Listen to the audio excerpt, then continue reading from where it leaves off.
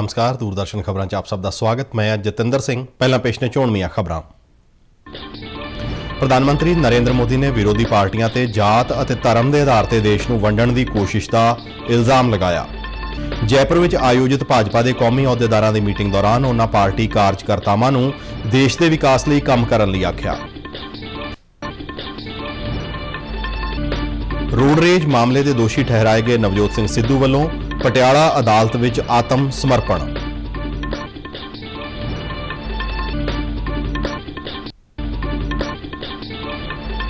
Punjab police ने लुधियाना बंब धमाका कांड की गुत्थी सुलझाउण का दावा किया।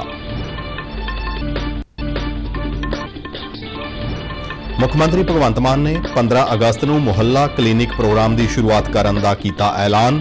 पहले पड़ाव तहत 75 मुहल्ला क्लीनिक शुरू किए जाएंगे जो आज़ादी की 75वीं वरेगंढ को समर्पित होंगे।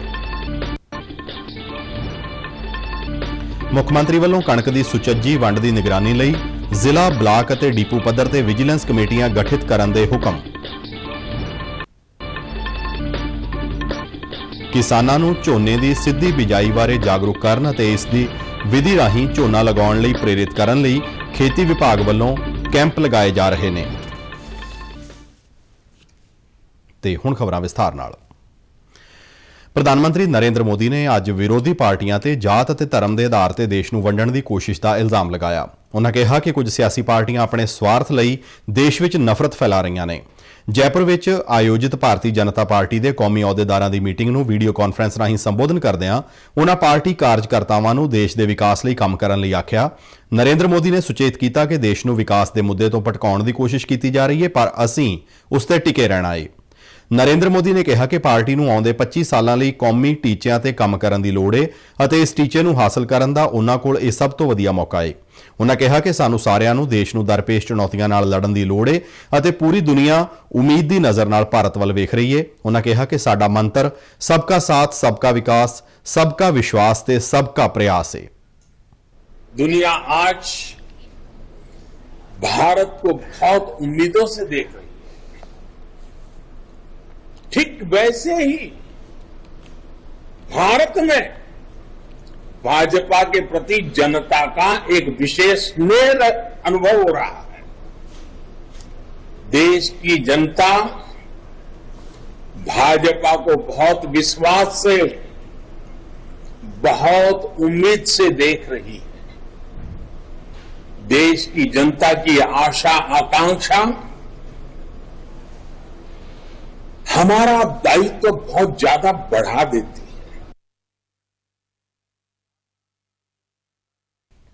इस मौके पार्टी प्रधान जगत प्रकाश नड्डा तो इलावा सारे उपप्रधान, जनरल सकत्तर, खजानची, सारे मोर्चों के मुखी, सारे सूबों के पार्टी प्रधान, सूबा संगठन सकत्तर और कई साबका मुख्यमंत्रियों समेत होर पार्टी नुमाइंदे मौजूद सन।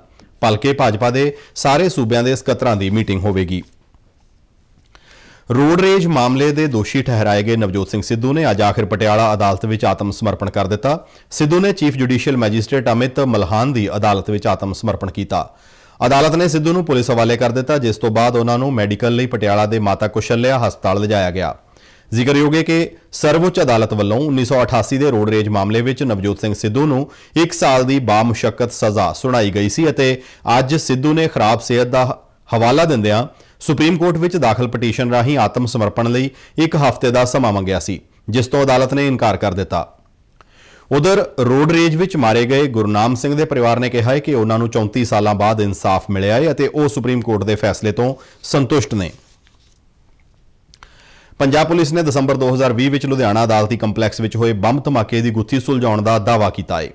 अज अमृतसर में IG सरहदी रेंज मोहनीश चावला ने एक प्रेस कॉन्फ्रेंस दौरान दस्सिया कि बीते दिनी तस्करी के दोष तहत गिरफ्तार किए गए व्यक्तियों तो पुछगिछ मगरों यह खुलासा होया कि इन्हां दे तार लुधियाना धमाका कांड नाल जुड़े हुए ने। उन्होंने दस्सिया कि पुलिस ने एक बच्चे समेत 5 व्यक्तियों को गिरफ्तार किया सी। गिरफ्तार किए गए व्यक्तियों तो मिली जानकारी अनुसार दोषियों ने 4 बार सरहद पारों IED मंगवाया सी। उन्होंने अगे दस्सिया कि STF वालों अमृतसर जिले के पिंड धनोए खुर्द के वसनीक सरबजीत सिंह उर्फ शाबा और चक मिश्री खान के लखबीर सिंह उर्फ लखा नूं केंद्र की एक एजेंसी की इनपुट से गिरफ्तार किया गया सी। ਅਗਲੇ ਦਿਨ ਹੀ ਇਹਨਾਂ ਤੋਂ ਪੁੱਛਗਿੱਛ ਵਿੱਚ ਇੱਕ ਨਾਬਾਲਗ ਨੂੰ ਵੀ ਹਿਰਾਸਤ ਵਿੱਚ ਲਿਆ ਗਿਆ। ਇਸ ਲੜਕੇ ਨੇ 3 ਹੋਰ ਦੋਸ਼ੀਆਂ ਦੇ ਨਾਂ ਦੱਸੇ ਜਿਨ੍ਹਾਂ ਨੂੰ ਪੁਲਿਸ ਨੇ ਗ੍ਰਿਫਤਾਰ ਕਰ ਲਿਆ। ਇਹਨਾਂ ਪਾਸੋਂ ਪੁਲਿਸ ਨੂੰ 500 ਗ੍ਰਾਮ ਹੈਰੋਇਨ ਦੇ 2 ਪੈਕੇਟ ਵੀ ਬਰਾਮਦ ਹੋਏ। ਇਹਨਾਂ ਕੋਲ ਸੀਕ੍ਰੀਟ ਇਨਫੋਰਮੇਸ਼ਨ ਸੀ ਕਿ 2 ਅਕਿਊਜ਼ ਜਿਹੜੇ ਹੈਗੇ ਲਖਵਿੰਦਰ, ਲਖਬੀਰ ਤੇ ਸਰਬਜੀਤ ਇਹ ਸਮਾਨ ਜਿਹੜਾ ਹੈਗਾ ਕਾਰੋਂ ਮੰਗਾਉਂਦੇ ਹੈਗੇ ਥਰੂ ਡਰੋਨਸ, ਐਕਸਪਲੋਸਿਵ,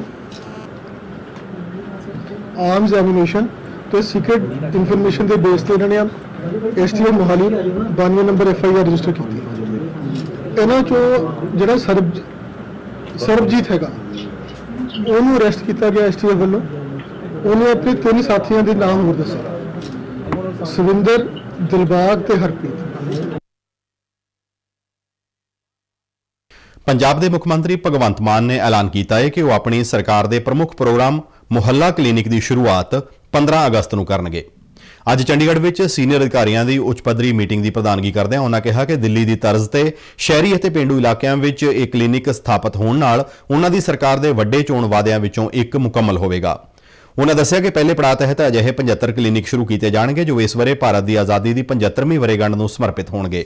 ਮੀਟਿੰਗ ਦੌਰਾਨ ਵਿਚਾਰ ਚਰਚਾ ਵਿੱਚ ਹਿੱਸਾ ਲੈਂਦਿਆਂ ਮੁੱਖ ਮੰਤਰੀ ਨੇ ਸੂਬੇ ਭਰ ਦੇ ਗੈਰ ਕਾਰਜਸ਼ੀਲ ਸੇਵਾ ਕੇਂਦਰਾਂ ਨੂੰ ਮੁਹੱਲਾ ਕਲੀਨਿਕਾਂ ਵਿੱਚ ਤਬਦੀਲ ਕਰਨ ਨੂੰ ਵੀ ਸਹਿਮਤੀ ਦਿੱਤੀ। ਉਹਨਾਂ ਦੱਸਿਆ ਕਿ ਇਸ ਲਈ ਸੇਵਾ ਕੇਂਦਰਾਂ ਦੀਆਂ ਇਮਾਰਤਾਂ ਨੂੰ ਇੱਕੋ ਤਰ੍ਹਾਂ ਦੀ ਦਿੱਖ ਦਿੱਤੀ ਜਾਵੇਗੀ, ਜਿਸ ਵਿੱਚ ਡਾਕਟਰ ਦਾ ਕਮਰਾ, ਰਿਸੈਪਸ਼ਨ ਕਮ ਵੇਟਿੰਗ ਏਰੀਆ, ਫਾਰਮੇਸੀ ਵਰਗੀਆਂ ਜ਼ਰੂਰਤਾਂ ਪੂਰੀਆਂ ਕਰਨ ਦੇ ਨਾਲ-ਨਾਲ ਸਟਾਫ ਤੇ ਆਉਣ ਵਾਲੇ ਮਰੀਜ਼ਾਂ ਲਈ ਵੱਖਰੇ ਪਖਾਨਿਆਂ ਦੀ ਸੁਵਿਧਾ ਹੋਵੇਗੀ। ਮੁੱਖ ਮੰਤਰੀ ਨੇ ਲੋਕ ਨਿਰਮਾਣ ਵਿਭਾਗ ਦੇ ਸਕੱਤਰ ਨੂੰ ਸੇਵਾ ਕੇਂਦਰਾਂ ਨੂੰ ਅੰਦਰੋਂ ਵਧੀਆ ਦਿੱਖ ਦੇਣ ਲਈ ਰੂਪਰੇਖਾ ਉਲੀਕਣ ਦਾ ਆਦੇਸ਼ ਦਿੱਤਾ। ਮੁੱਖ ਮੰਤਰੀ ਨੇ ਸਾਰਿਆਂ ਦੀ ਆਸਾਨ ਪਹੁੰਚ ਲਈ 5 ਤੋਂ 6 ਨੇੜਲੇ ਪਿੰਡਾਂ ਦਾ ਇੱਕ ਕਲਸਟਰ ਬਣਾ ਕੇ ਉਹਨਾਂ ਲਈ ਕਿਤੇ ਵਿਚਕਾਰ ਪੈਂਦੀ ਥਾਂ ਤੇ ਮੁਹੱਲਾ ਕਲੀਨਿਕ ਸਥਾਪਿਤ ਕਰਨ ਦਾ ਸੁਝਾਅ ਵੀ ਦਿੱਤਾ। ਮੀਟਿੰਗ ਦੌਰਾਨ ਸੀਨੀਅਰ ਆਰਕੀਟੈਕਟ ਨੇ ਸੰਖੇਪ ਪੇਸ਼ਕਾਰੀ ਰਾਹੀਂ ਮੁੱਖ ਮੰਤਰੀ ਨੂੰ ਇਹਨਾਂ ਮੁਹੱਲਾ ਕਲੀਨਿਕਾਂ ਦੇ ਪ੍ਰਸਤਾਵਿਤ ਡਿਜ਼ਾਈਨ ਤੇ ਰੂਪਰੇਖਾ ਦੇ ਪਹਿਲੂਆਂ ਬਾਰੇ ਜਾਣੂ ਕਰਵਾਇਆ। ਮੁੱਖ ਮੰਤਰੀ ਭਗਵੰਤ ਮਾਨ ਨੇ ਕੌਮੀ ਖੁਰਾਕ ਸੁਰੱਖਿਆ ਐਕਟ 2013 ਤਹਿਤ ਕਣਕ ਦੀ ਸੁਚੱਜੀ ਵੰਡ ਦੀ ਨਿਗਰਾਨੀ ਦੇ ਮੱਦੇਨਜ਼ਰ ਜ਼ਿਲ੍ਹਾ, ਬਲਾਕ ਅਤੇ ਡਿਪੂ ਪੱਧਰ ਤੇ ਵਿਜੀਲੈਂਸ ਕਮੇਟੀਆਂ ਦੇ ਗਠਨ ਦੇ ਹੁਕਮ ਦਿੱਤੇ ਨੇ। ਇਹ ਕਮੇਟੀਆਂ ਆਟੇ ਦੀ ਹੋਮ ਡਿਲੀਵਰੀ ਦੀ ਨਿਗਰਾਨੀ ਵੀ ਕਰਨਗੀਆਂ ਜੋ ਨੇੜਲੇ ਭਵਿੱਖ ਵਿੱਚ ਸ਼ੁਰੂ ਹੋਣ ਵਾਲੀ ਹੈ। ਇਸ ਸੰਬੰਧੀ ਹੋਰ ਜਾਣਕਾਰੀ ਦਿੰਦੇ ਹੋਏ ਖੁਰਾਕ, ਸਿਵਲ ਸਪਲਾਈਜ਼ ਅਤੇ ਖਪਤਕਾਰ ਮਾਮਲਿਆਂ ਬਾਰੇ ਮੰਤਰੀ ਲਾਲਚੰਦ ਕਟਾਰੂ-ਚੱਕ ਨੇ ਚੰਡੀਗੜ੍ਹ ਵਿੱਚ ਦੱਸਿਆ ਕਿ ਮੌਜੂਦਾ ਸਰਕਾਰ ਨੇ ਪ੍ਰਸ਼ਾਸਨ ਵਿੱਚ ਲੋਕਾਂ ਦੀ ਭਾਗੀਦਾਰੀ ਨੂੰ ਮਜ਼ਬੂਤ ਕਰਨ ਤੇ ਵਿਸ਼ੇਸ਼ ਜ਼ੋਰ ਦਿੱਤਾ ਹੈ ਅਤੇ ਇਸ ਲਈ ਇਹਨਾਂ ਸਾਰੀਆਂ ਕਮੇਟੀਆਂ ਵਿੱਚ ਜਨਤਕ ਪ੍ਰਤੀਨਿਧਤਾ ਹੋਵੇਗੀ। ਉਹਨਾਂ ਕਿਹਾ ਕਿ ਵਿਜੀਲੈਂਸ ਕਮੇਟੀਆਂ ਨੂੰ NFSA ਐਕਟ ਅਧੀਨ ਸਾਰੀਆਂ ਸਕੀਮਾਂ ਨੂੰ ਲਾਗੂ ਕਰਨ ਦੀ ਨਿਗਰਾਨੀ ਦਾ ਕੰਮ ਸੌਂਪਿਆ ਜਾਵੇਗਾ। ਉਹਨਾਂ ਅੱਗੇ ਕਿਹਾ ਕਿ ਕਮੇਟੀ ਇਹਨਾਂ ਸਕੀਮਾਂ ਨੂੰ ਲਾਗੂ ਕਰਨ ਵਿੱਚ ਕਿਸੇ ਵੀ ਤਰ੍ਹਾਂ ਦੀ ਉਲੰਘਣਾ, ਕੁਤਾਹੀ ਜਾਂ ਫੰਡਾਂ ਦੀ ਦੁਰਵਰਤੋਂ ਬਾਰੇ ਜ਼ਿਲ੍ਹਾ ਪ੍ਰਸ਼ਾਸਨ ਨੂੰ ਲਿਖਤੀ ਰੂਪ ਵਿੱਚ ਸੂਚਿਤ ਕਰੇਗੀ। ਬੰਦੀ ਸਿੰਘਾਂ ਦੀ ਰਿਹਾਈ ਲਈ ਬਣਾਈ ਗਈ 11 ਮੈਂਬਰੀ ਤਾਲਮੇਲ ਕਮੇਟੀ ਦੇ ਮੈਂਬਰ ਹਰਿਆਣਾ ਸ਼੍ਰੋਮਣੀ ਗੁਰਦੁਆਰਾ ਪ੍ਰਬੰਧਕ ਕਮੇਟੀ ਦੇ ਪ੍ਰਧਾਨ ਬਲਜੀਤ ਸਿੰਘ ਦਾਦੂਵਾਲ ਨੇ ਸ਼੍ਰੋਮਣੀ ਗੁਰਦੁਆਰਾ ਪ੍ਰਬੰਧਕ ਕਮੇਟੀ ਦੇ ਪ੍ਰਧਾਨ ਹਰਜਿੰਦਰ ਸਿੰਘ ਧਾਮੀ ਨੂੰ ਚਿੱਠੀ ਲਿਖ ਕੇ ਅਕਾਲੀ ਦਲ ਪ੍ਰਧਾਨ ਸੁਖਬੀਰ ਸਿੰਘ ਬਾਦਲ ਨੂੰ ਤਾਲਮੇਲ ਕਮੇਟੀ ਵਿੱਚੋਂ ਬਾਹਰ ਕੱਢਣ ਦੀ ਮੰਗ ਕੀਤੀ ਹੈ। ਉਹਨਾਂ ਕਿਹਾ ਕਿ ਬਾਦਲ ਬੇਅਦਬੀ ਮਾਮਲੇ ਅਤੇ ਡੇਰਾ ਮੁਖੀ ਨੂੰ ਮੁਆਫੀ ਦਿਵਾਉਣ ਦੇ ਦੋਸ਼ਾਂ ਵਿੱਚ ਘਿਰੇ ਹੋਏ ਨੇ। ਜਲੰਧਰ ਦੇ ਲੰਮਾ ਪਿੰਡ ਇਲਾਕੇ ਵਿੱਚ ਅੱਜ ਤੜਕਸਾਰ ਗੈਸ ਸਿਲੰਡਰ ਫਟਣ ਕਾਰਨ 2 ਲੋਕਾਂ ਦੀ ਮੌਤ ਹੋ ਗਈ ਜਦਕਿ 2 ਹੋਰ ਗੰਭੀਰ ਰੂਪ ਵਿੱਚ ਜ਼ਖਮੀ ਹੋ ਗਏ। ਮਰਨ ਵਾਲਿਆਂ ਵਿੱਚ ਇੱਕ ਬੱਚਾ ਵੀ ਸ਼ਾਮਲ ਹੈ। ਜਾਣਕਾਰੀ ਮੁਤਾਬਕ ਰਾਤ ਭਰ ਸਿਲੰਡਰ ਚੋਂ ਗੈਸ ਲੀਕ ਹੁੰਦੀ ਰਹੀ ਅਤੇ ਪਰਿਵਾਰਕ ਮੈਂਬਰ ਵੱਲੋਂ ਸਵੇਰੇ ਉੱਠ ਕੇ ਜਿਸ ਤਰ੍ਹਾਂ ਹੀ ਗੈਸ ਸਟੋਵ ਚਲਾਉਣ ਲਈ ਮਾਚਿਸ ਜਲਾਈ ਗਈ ਤਾਂ ਜ਼ੋਰਦਾਰ ਧਮਾਕਾ ਹੋਇਆ ਤੇ ਸਾਰੇ ਘਰ ਵਿੱਚ ਅੱਗ ਲੱਗ ਗਈ। ਹਾਦਸੇ ਵਿੱਚ ਬਿਹਾਰ ਦੇ ਮੂਲ ਨਿਵਾਸੀ ਰਾਜਕੁਮਾਰ ਅਤੇ ਉਸਦੇ 1.5 ਸਾਲ ਦੇ ਬੱਚੇ ਦੀ ਮੌਤ ਹੋ ਗਈ ਜਦਕਿ ਮ੍ਰਿਤਕ ਦੀ ਪਤਨੀ ਅਤੇ ਉਸਦਾ ਦੂਸਰਾ ਬੱਚਾ ਇਸ ਘਟਨਾ ਵਿੱਚ ਗੰਭੀਰ ਰੂਪ ਨਾਲ ਜ਼ਖਮੀ ਹੋ ਗਏ। ਇਸ ਸਮੇਂ ਪੰਜਾਬ ਭਰ ਵਿੱਚ ਕਿਸਾਨਾਂ ਨੂੰ ਝੋਨੇ ਦੀ ਸਿੱਧੀ ਬਿਜਾਈ ਬਾਰੇ ਜਾਗਰੂਕ ਕਰਨ ਅਤੇ ਉਹਨਾਂ ਨੂੰ ਇਸ ਵਿਧੀ ਨਾਲ ਝੋਨਾ ਲਗਾਉਣ ਲਈ ਪ੍ਰੇਰਿਤ ਕਰਨ ਦੇ ਮਕਸਦ ਨਾਲ ਵੱਡੇ ਪੱਧਰ ਤੇ ਕੈਂਪ ਲਗਾਏ ਜਾ ਰਹੇ ਨੇ। ਜਲੰਧਰ ਨੇੜੇ ਦੀਵਾਲੀ ਪਿੰਡ ਵਿੱਚ ਵੀ ਅੱਜ ਖੇਤੀਬਾੜੀ ਤੇ ਕਿਸਾਨ ਭਲਾਈ ਵਿਭਾਗ ਵੱਲੋਂ ਕਿਸਾਨਾਂ ਨੂੰ ਸਿੱਧੀ ਬਿਜਾਈ ਤਕਨੀਕ ਬਾਰੇ ਜਾਣਕਾਰੀ ਦਿੱਤੀ ਗਈ। ਪੇਸ਼ ਹੈ ਇੱਕ ਰਿਪੋਰਟ।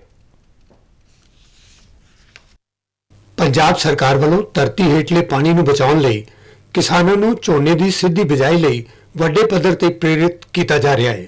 ਅੱਜ ਜਲੰਧਰ ਨੇੜੇ ਪਿੰਡ ਦੀਵਾਲੀ ਵਿਖੇ ਜ਼ਿਲ੍ਹੇ ਦੇ ਡਿਪਟੀ ਕਮਿਸ਼ਨਰ ਘਨਸ਼ਾਮ ਥੋਰੀ ਨੇ ਝੋਨੇ ਦੀ ਸਿੱਧੀ ਬਿਜਾਈ ਦੀ ਤਕਨੀਕ ਦੀ ਮੁਹਿੰਮ ਦੀ ਸ਼ੁਰੂਆਤ ਕੀਤੀ। ਇਸ ਮੌਕੇ ਇੱਕ ਪ੍ਰਦਰਸ਼ਨੀ ਪਲਾਂਟ ਵਿੱਚ ਸਿੱਧੀ ਬਿਜਾਈ ਤਕਨੀਕ ਰਾਹੀਂ ਝੋਨੇ ਦੀ ਬਿਜਾਈ ਕੀਤੀ ਗਈ ਤੇ ਖੇਤੀਬਾੜੀ ਅਤੇ ਕਿਸਾਨ ਭਲਾਈ ਵਿਭਾਗ ਵੱਲੋਂ ਕਿਸਾਨਾਂ ਨੂੰ ਇਸ ਵਿਧੀ ਦਾ ਤਰੀਕਾ ਅਤੇ ਇਸ ਦੇ ਲਾਭ ਬਾਰੇ ਜਾਣਕਾਰੀ ਦਿੱਤੀ ਗਈ।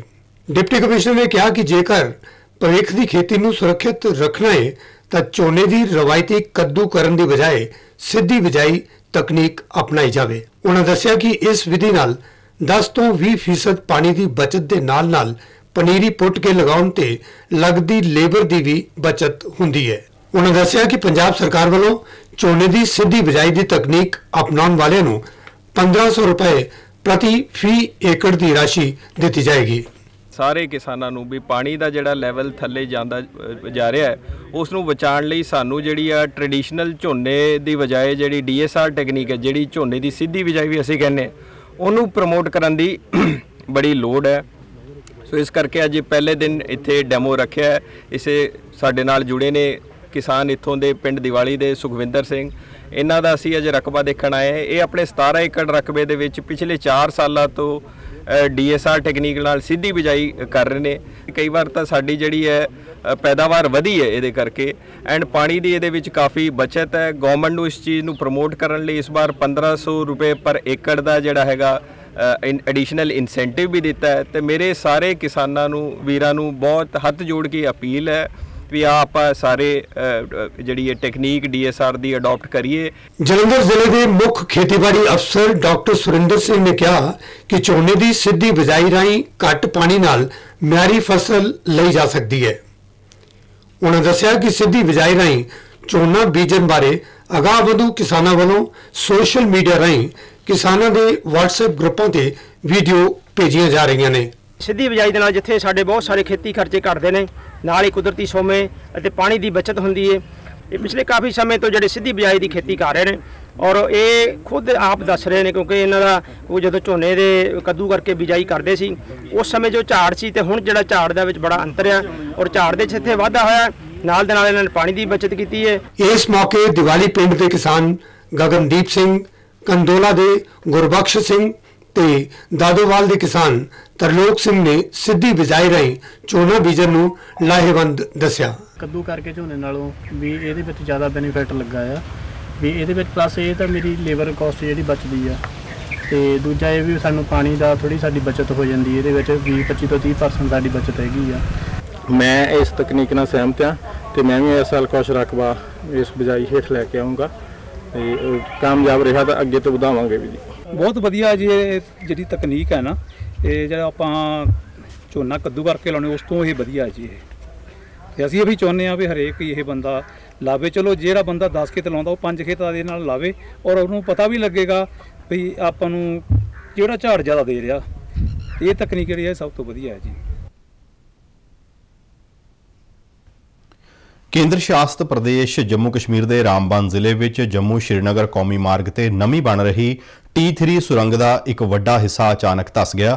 ਇਸ ਹਾਦਸੇ ਵਿੱਚ ਇੱਕ ਮਜ਼ਦੂਰ ਦੀ ਮੌਤ ਹੋ ਗਈ ਜਦਕਿ 13 ਹੋਰ ਮਜ਼ਦੂਰਾਂ ਦੇ ਫਸੇ ਹੋਣ ਦਾ ਖਦਸ਼ਾ ਹੈ। ਦੱਸਿਆ ਜਾ ਰਿਹਾ ਹੈ ਕਿ ਬੀਤੀ ਰਾਤ ਖੂਨੀ ਨਾਲੇ ਦੇ ਕੋਲ ਉਸਾਰੀ ਦੀ ਨਵੀਂ T3 ਸੁਰੰਗ ਦਾ ਇੱਕ ਵੱਡਾ ਹਿੱਸਾ ਡਿੱਗਣ ਦੇ ਕਾਰਨ ਮਜ਼ਦੂਰ, ਇੱਕ ਡੰਪਰ, 4 ਤੋਂ 5 ਮੋਟਰ ਗੱਡੀਆਂ ਤੋਂ ਇਲਾਵਾ ਸੁਰੰਗ ਬਣਾਉਣ ਵਾਲੀਆਂ ਕਈ ਮਸ਼ੀਨਾਂ ਮਲਬੇ ਹੇਠਾਂ ਦੱਬੀਆਂ ਗਈਆਂ। ਸੁਰੰਗ ਡਿੱਗਣ ਦੀ ਆਵਾਜ਼ ਸੁਣ ਕੇ ਆਲੇ ਦੁਆਲੇ ਕੰਮ ਕਰ ਰਹੇ ਕਰਮਚਾਰੀ ਅਤੇ ਮਜ਼ਦੂਰ ਬਚਾਅ ਕੰਮਾਂ ਵਿੱਚ ਲੱਗ ਗਏ। ਸਥਾਨਕ ਪ੍ਰਸ਼ਾਸਨ ਅਤੇ ਪੁਲਿਸ ਨੇ ਮੌਕੇ ਤੇ ਪਹੁੰਚ ਕੇ ਜੰਗੀ ਪੱਧਰ ਤੇ ਰਾਹਤ ਅਤੇ ਬਚਾਅ ਕਾਰਜ ਸ਼ੁਰੂ ਕੀਤੇ। ਪੰਜਾਬ ਸਣੇ ਉੱਤਰ ਭਾਰਤ ਦੇ ਕਈ ਸੂਬਿਆਂ ਵਿੱਚ ਗਰਮੀ ਦਾ ਪ੍ਰਕੋਪ ਲਗਾਤਾਰ ਜਾਰੀ ਹੈ। ਅੱਜ ਪੰਜਾਬ ਦੇ ਕਈ ਇਲਾਕਿਆਂ ਵਿੱਚ ਤੇਜ਼ ਹਵਾਵਾਂ ਚੱਲਣ ਕਾਰਨ ਲੋਕਾਂ ਨੂੰ ਗਰਮੀ ਤੋਂ ਥੋੜੀ ਰਾਹਤ ਮਹਿਸੂਸ ਹੋਈ। ਭਾਰਤੀ ਮੌਸਮ ਵਿਭਾਗ ਮੁਤਾਬਕ 23 ਮਈ ਤੱਕ ਪੰਜਾਬ ਦੇ ਮਾਝਾ, ਦੁਆਬਾ ਤੇ ਮਾਲਵਾ ਦੇ ਕਈ ਇਲਾਕਿਆਂ ਅਤੇ ਚੰਡੀਗੜ੍ਹ 'ਚ ਤੇਜ਼ ਹਵਾਵਾਂ ਚੱਲਣ, ਬਿਜਲੀ ਚਮਕਣ ਦੇ ਨਾਲ-ਨਾਲ ਹਲਕੀ ਬਾਰਿਸ਼ ਅਤੇ ਗੜੇ ਪੈਣ ਦੀ ਸੰਭਾਵਨਾ ਹੈ। ਸੂਬੇ 'ਚ ਅੱਜ ਵੱਧ ਤੋਂ ਵੱਧ ਤਾਪਮਾਨ ਬਠਿੰਡਾ ਜ਼ਿਲ੍ਹੇ 'ਚ 47.1 ਡਿਗਰੀ ਸੈਲਸੀਅਸ ਦਰਜ ਕੀਤਾ ਗਿਆ ਜਦਕਿ ਲੁਧਿਆਣਾ 'ਚ 44.7 ਡਿਗਰੀ, ਅੰਮ੍ਰਿਤਸਰ ਵਿੱਚ 43.5 ਡਿਗਰੀ ਅਤੇ ਜਲੰਧਰ ਵਿੱਚ 44.7 ਡਿਗਰੀ ਸੈਲਸੀਅਸ ਦਰਜ ਕੀਤਾ ਗਿਆ। ਖਬਰਾਂ ਦੇ ਬੁਲੇਟਿਨ ਸਾਡੇ ਦਰਸ਼ਕ RNU DDK ਜਲੰਧਰ ਦੇ YouTube ਚੈਨਲ, Facebook ਪੇਜ ਅਤੇ Twitter ਹੈਂਡਲ ਤੇ ਵੀ ਵੇਖ ਸਕਦੇ ਨੇ। ਇਸ ਦੇ ਨਾਲ ਹੀ ਸਾਡਾ ਖਬਰਾਂ ਦਾ ਇਹ ਬੁਲੇਟਿਨ ਸਮਾਪਤ ਹੁੰਦਾ ਹੈ। ਮੈਂ ਸਟੂਡੀਓ ਤੋਂ ਬਾਹਰ ਮਾਸਕ ਲਗਾ ਕੇ ਜਾ ਰਿਹਾ ਹਾਂ। ਬਾਹਰ ਜਾਣ ਲੱਗੇ ਤੁਸੀਂ ਵੀ ਮਾਸਕ ਜ਼ਰੂਰ ਲਗਾਓ। ਇਜਾਜ਼ਤ ਦਿਓ। ਨਮਸਕਾਰ।